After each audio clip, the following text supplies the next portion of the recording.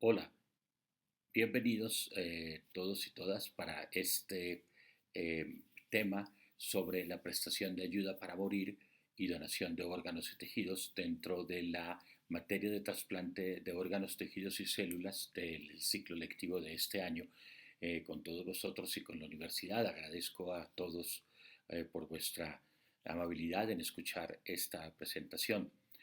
La idea es discutir sobre el tema de el concepto de prestación de ayuda para morir o eutanasia y cómo esto en alguna forma puede vincularse con el proceso de donación de órganos, particularmente con lo que se denomina la donación en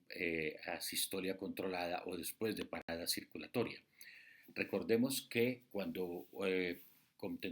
describíamos que hay dos posibles vías para que una persona pueda fallecer cuando tiene un daño catastrófico, sea cerebral o cardíaco, estas vías pueden ser o bien por una evolución a una situación de muerte cerebral, que se discutirá ampliamente en el curso, pero la otra es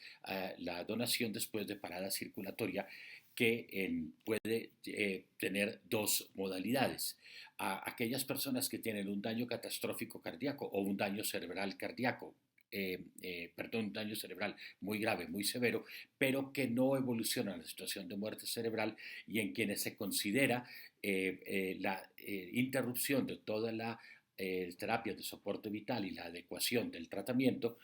porque hay una futilidad del tratamiento, no hay un pronóstico, no hay una probabilidad de recuperación y entonces esto permite que después de un proceso de parada cardíaca, una vez diagnosticada la muerte por parada circulatoria, se pueda contemplar la opción de donación. Dentro de esto es lo que se denomina la donación después de parada circulatoria controlada, a diferencia de la no controlada, que es la que, como veremos luego en otras partes del curso, aquellas paradas cardíacas súbitas en la calle que se intenta recuperar, resucitar la persona, no es posible recuperarla y que luego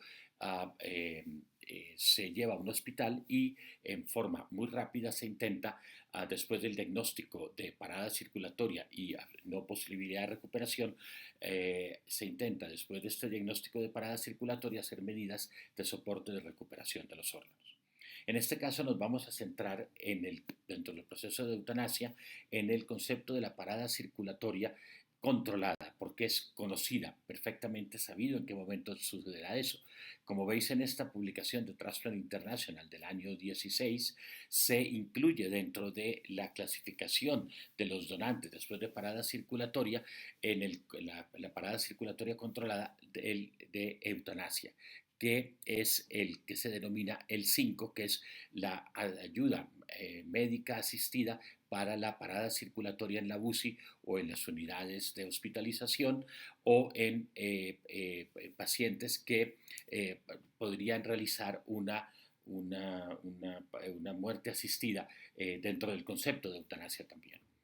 Um, Recordemos muy breve y solo para que vosotros tengáis en cuenta este concepto que lo iremos tocando. Resumiendo, tenemos un daño cerebral grave o un daño cardíaco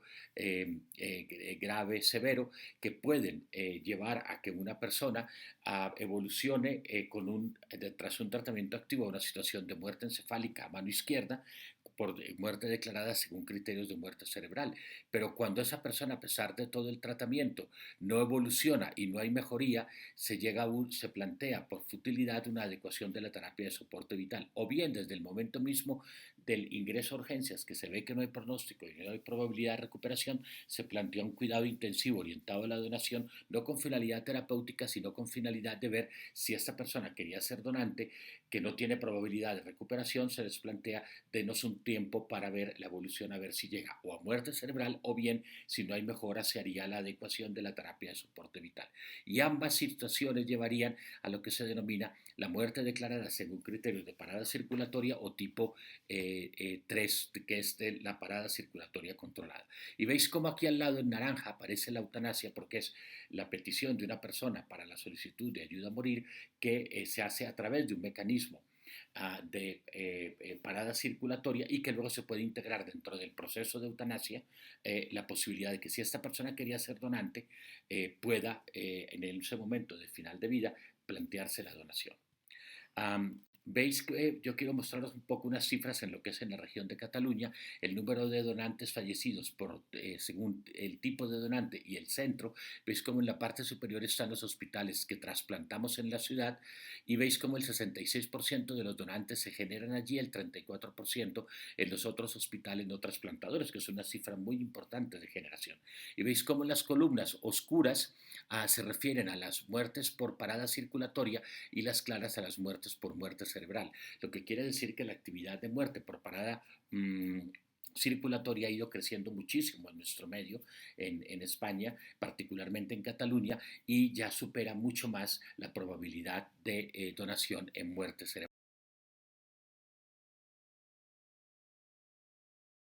Causa de muerte de estas personas, entre ellos hay por ejemplo el color azul, esta columna superior, donde veis que el color azul intermedio, no el más clarito, sino el medio que se refiere a la anoxia, es decir, aquellos que tras parada cardíaca pueden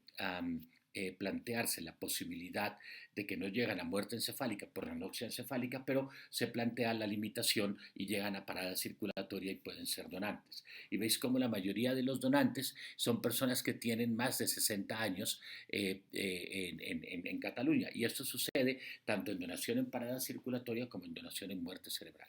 Y mirando las cifras a nivel de España, veis cómo ha ido creciendo desde el año 2012, cuando se hace el programa piloto en el País Vasco, luego el año del consenso nacional en el 2012, y a partir del año 14 hay un disparo brutal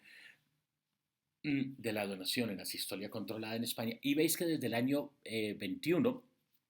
aparece lo que se llama GILORE, que es la ley orgánica de la regulación de la eutanasia, que permite que se pueda ofrecer a aquellas personas que han solicitado la eutanasia ante un sufrimiento terrible, como veremos ahora, pues se pueda plantear la posibilidad de la donación. Y los números han ido creciendo porque eran todas aquellas personas con esta situación de enfermedades neurodegenerativas crónicas, de sufrimiento grave, de una enfermedad degenerativa respiratoria progresiva, incapacitante, que toman la decisión de la solicitud de eutanasia y han significado un número importante dentro de la donación. Todo en general, la sistolia controlada en España ha ido creciendo, incluso con trasplante pulmonar, trasplante cardíaco, trasplante pancreático.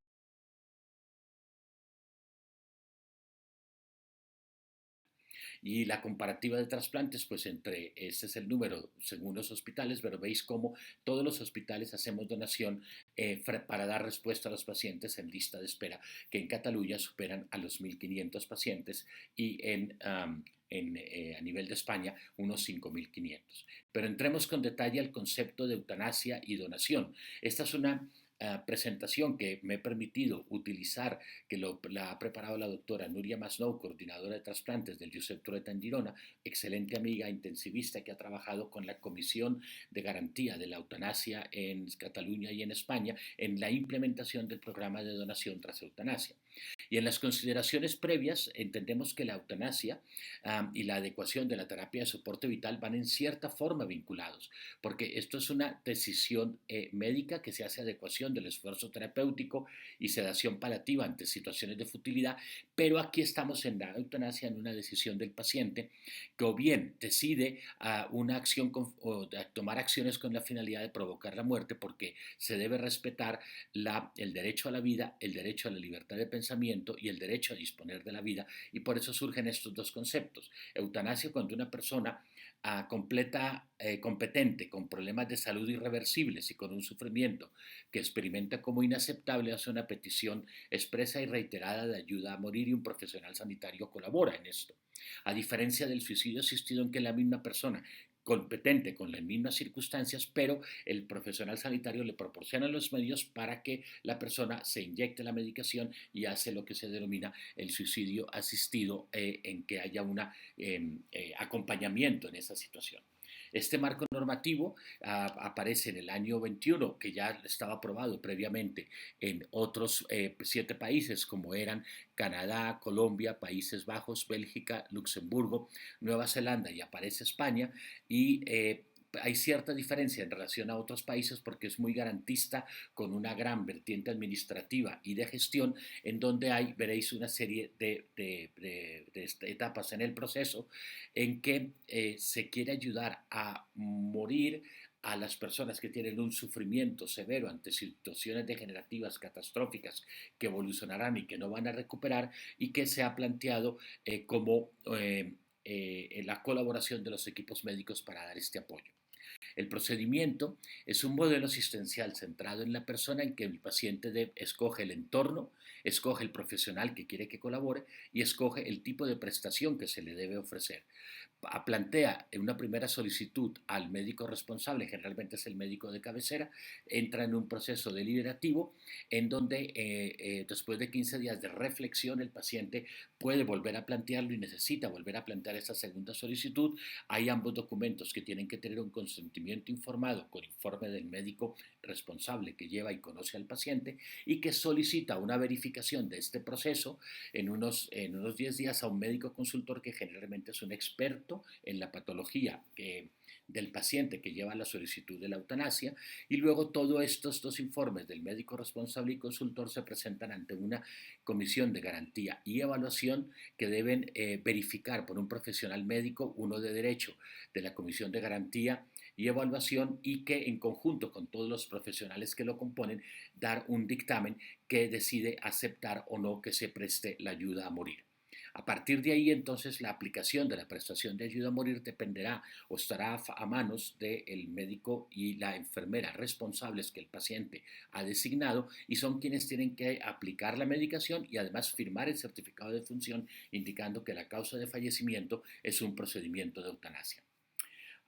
Y el médico responsable después debe hacer un informe del PRAM con un informe a la Comisión de Garantía de lo que sucedió. ¿Cómo se implementó la LORE, la ley? Se implementó, fijaos cómo el 24 de marzo sale la ley, se publica, se tiene que hacer constitución de la Comisión de Garantía, se hace, de los primeros sitios que se hizo fue en Cataluña. Ya para el 25 de junio entró en vigor la LORE, y el 12 de agosto se hizo la primera PRAM en Cataluña y en España. Esta actividad de PRAM, veis que las cifras, pues tenemos recogido, no tengo las cifras más recientes porque aún no han estado publicadas en la memoria, pero fijaos cómo entre el año 21, mitad del año 21 y el año 22, hubo 246 solicitudes solo en Cataluña, no en España. En España fueron más de 450. Iniciadas con la primera solicitud 239, y algunas por documento de voluntades anticipadas, que es importante este concepto también. ¿Y cuántas prestaciones se realizaron? 120. La mayoría, 116 por administración, por el profesional sanitario, y la de suicidio asistido en 4 casos, y hubo 64 casos en los que no se pudo hacer el PRAM porque el paciente, el solicitante, falleció. Eran generalmente pacientes vinculados a cáncer, asociados a cáncer diseminado, que no alcanzaron a llegar a esto, o pacientes con enfermedad neurodegenerativa ya muy avanzada que pudieron llegar a fallecer. Esta decisión es relevante para nosotros en el ámbito asistencial. Quien decide a solicitar el PRAM es el paciente dentro de su propia autonomía y libertad individual, y es importante porque la propuesta de acogerse a la PRAM y la decisión es del paciente. Nosotros podemos tener la libertad de conciencia de objeción, pero tenemos que ofrecer y dar respuesta al paciente cuando nos lo solicita, para orientarlo que vaya donde otro profesional que no tenga ese conflicto de interés o esa objeción de conciencia. Y somos los profesionales que no debemos juzgar la decisión ni cuestionarla, sino quienes tenemos que acompañar al paciente, y somos responsables de verificar todo lo que nos pide la ley. Y en el supuesto que la solicitud de PRAN no se lleve dentro de un contexto grave o incurable, o en un proceso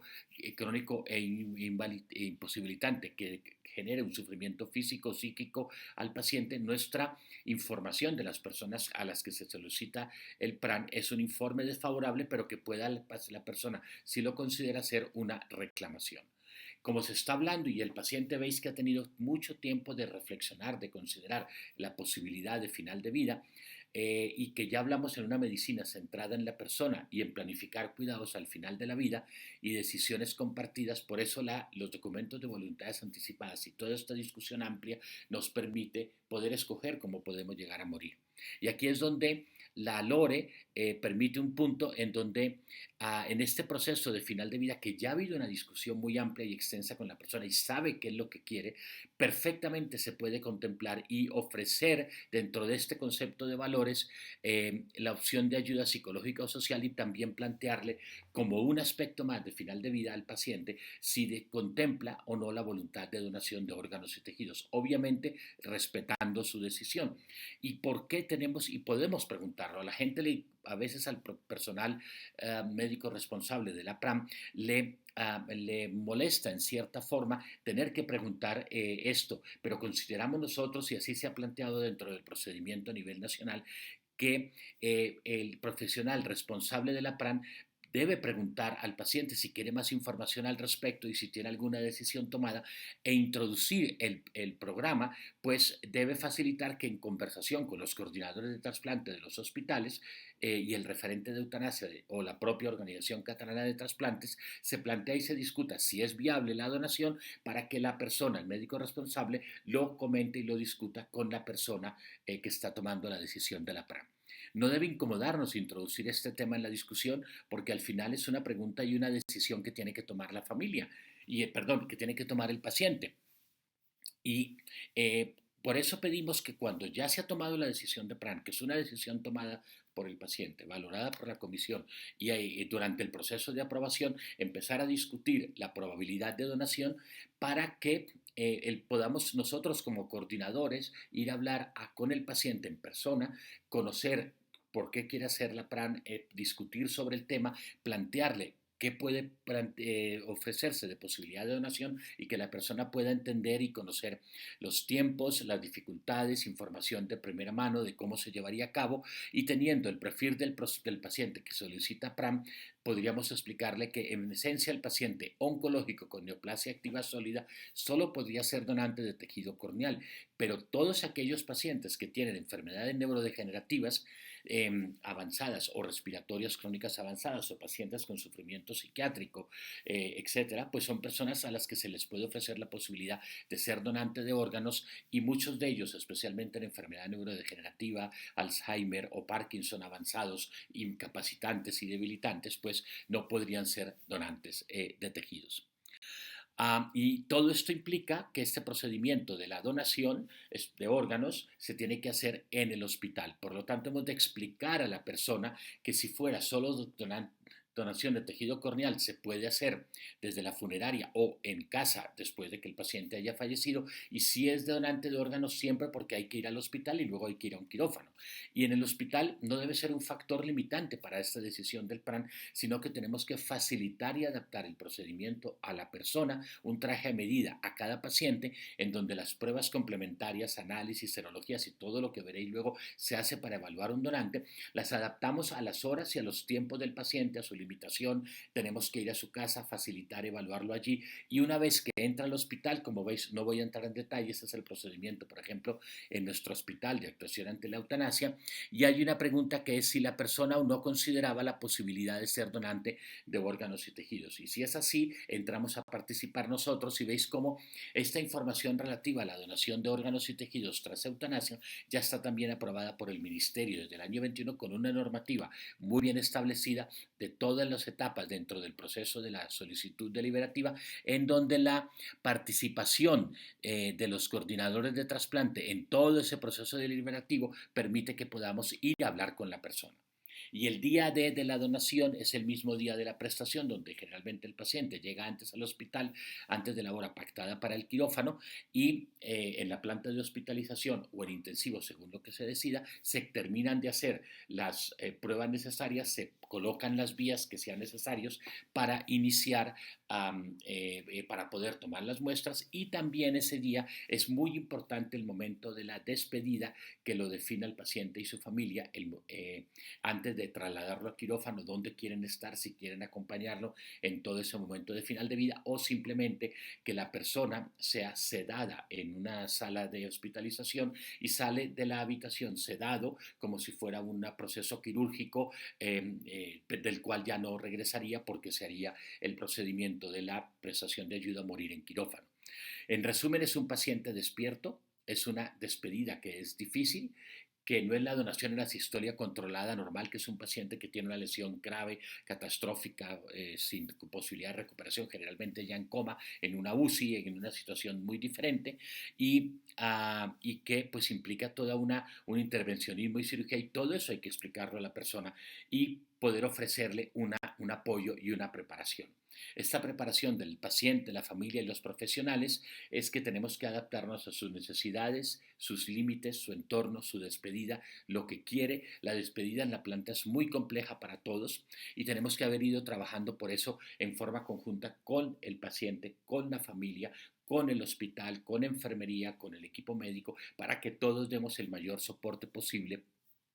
y facilitemos todo a la familia respetando la decisión. Incluso se puede hacer traslado desde el domicilio a la o institución sociosanitaria, trasladado en una ambulancia medicalizado después de iniciar sedación. Si la persona quiere iniciar el proceso y que la PRAM se inicie en la casa o en la residencia, se puede hacer allí, despedirse de la familia ya en su propia casa, en su propio entorno, y una vez sedado, intubado, ventilado, se traslada en una voz móvil directo para el quirófano. Y entonces todas estas acciones pues permiten una gran interacción con todo el equipo y yo creo que aquí la parte importante es que el médico que hace la prestación de ayuda a morir y el médico responsable debe estar durante todo el proceso acompañando a la persona porque es el paciente el que lo ha decidido, debe acompañar durante todo el proceso de liberación, administrar la medicación, confirmar la muerte y firmar el certificado de donación perdón, de certificación de muerte, de defunción. Ah, Pienso que la experiencia que llevamos de hablar con las personas que han decidido la limitación o la eutanasia en la prestación de ayuda a morir, podemos brindar una sensación para el paciente de que ese final de vida no es simplemente algo relativamente egoísta de él en cuanto a su sufrimiento y de liberación para la familia de todo ese sufrimiento, sino que en cierta forma brinda un aspecto, llamémoslo positivo o valioso para la persona y la familia dentro del concepto de donación y de que ese acto pueda llevar a algo más generoso y solidario y amoroso de llevar la donación a otras personas.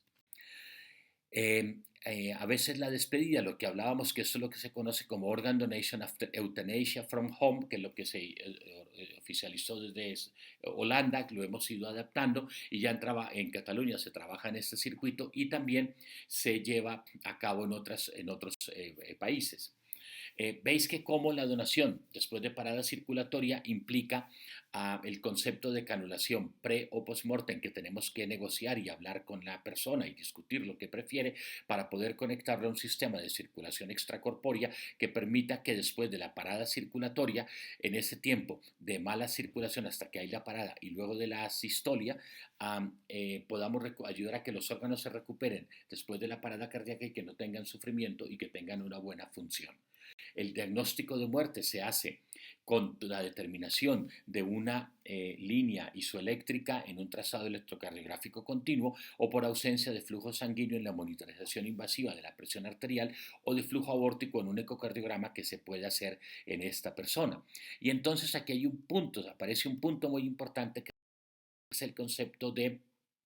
en la muerte por criterio circulatorio, que es el concepto de que a medida que uno hace el retiro de la adecuación de soporte vital y se llega a una hipotensión, a una agonía, hasta que hay la parada circulatoria y luego el periodo de observación, que es en su gran mayoría de 5 minutos en todos los países, en Italia, por ejemplo, son 20, en Rusia son 30 minutos de observación, en la mayoría de los países son 5 minutos, veis cómo a medida que eso, ¿por qué son 5? Porque se ve que la probabilidad de recuperación espontánea de la circulación en estos primeros 5 minutos va reduciendo, reduciendo, reduciendo hasta que hay muy pocos casos que en 4 minutos puede haber alguna recuperación espontánea de la circulación después de suspender inotrópicos, ventilación y todo. En cambio, veis cómo después de eso, si yo no hago ninguna intervención que pueda recuperar la circulación al cerebro, yo tengo que garantizar que haya una permanente, cese permanente de la función cerebral. De aquí a que hay un concepto clave y es porque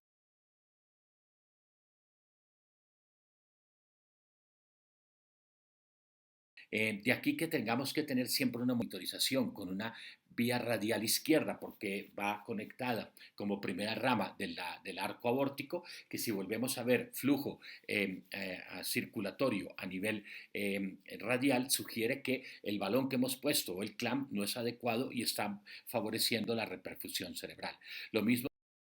tenemos que favorecer un BIS para monitorización neurológica durante todo el tiempo, un Doppler transcranial que nos permita monitorizar que no haya circulación cerebral, en particular cuando hay extracción cardíaca. En la sistolia controlada veis cómo está ligado los tres vasos supraórticos y teniendo un ecocardiograma transesofágico que nos permita ir vigilando que si hay resucitación cardíaca, no, para valorar el corazón no vaya a haber resucitación cerebral. Y veis cómo esta es la imagen cedida en una sistolia controlada donde están todas las cánulas puestas a mano izquierda a nivel de arcos supraórticos y drenado todo y conectado al circuito de circulación extracorpórea. Veis toda la perfusión abdomino-torácica de todos los órganos con la ECMO. Y veis cómo se han ido haciendo estudios para confirmar la ausencia del flujo cerebral durante la perfusión regional normotérmica, colocando catéteres dentro de la circulación arterial. Estos son antes de la parada circulatoria y veis cómo después de la parada circulatoria hay una ausencia de cualquier incremento en la presión arterial una vez que la circulación normotérmica regional se ha iniciado. Veis cómo a nivel de el rojo es la circulación abdominal que permite asegurar la perfusión de los órganos abdominales, pero el azul y el gris, la torácica, el gris es la perfusión torácica por vía de la vía radial izquierda, y la intracerebral, que es la azul clarita, veis cómo es totalmente cero porque hemos bloqueado la circulación hacia arriba a través del arco a través de la aorta torácica. Pero cuando hay circulación tóraco-abdominal con perfusión regional normotérmica, evitamos que no haya reperfusión cerebral porque hemos cortado los troncos supraórticos, hemos drenado y hemos evitado que haya recirculación, y veis cómo la línea azul se queda plana. Sin embargo, recupera la perfusión torácica que permite la recuperación de la presión pulsátil en el cerebro y que luego haya perfusión pulsátil en el cerebro tras la asistolia, pero no recirculación cerebral, para garantizar la norma de que tiene que haber ausencia de perfusión cerebral. ¿Veis cómo entonces, para mirar y ya terminar con las figuras, a los donantes después de parada circulatoria, veis cómo ya desde el año 2015 se iban teniendo algunos casos de enfermedades neurodegenerativas como era la esclerosis lateral amiotrófica en pacientes que llegaban a claudicar y a colapsar porque no podían destetarse del ventilador. Se hacía una adecuación de la terapia de soporte vital y ya varios de estos casos, fijaos, 30, 35 ya eran donantes antes de la ley de la eutanasia. Y veis cómo nosotros hemos llegado a poder hacer incluso trasplante cardíaco de donación en asistolia en España, incluso 211 corazones de donación en asistolia tras asistolia controlada en España, 22 pediátricos, y fijaos cómo gracias a la donación de pacientes tras eutanasia en España ha habido 154 donantes desde el 21 hasta el 24 con 442 trasplantes. Y veis cómo Cataluña, pues dentro de estos de casos proporciona el 34% de las personas.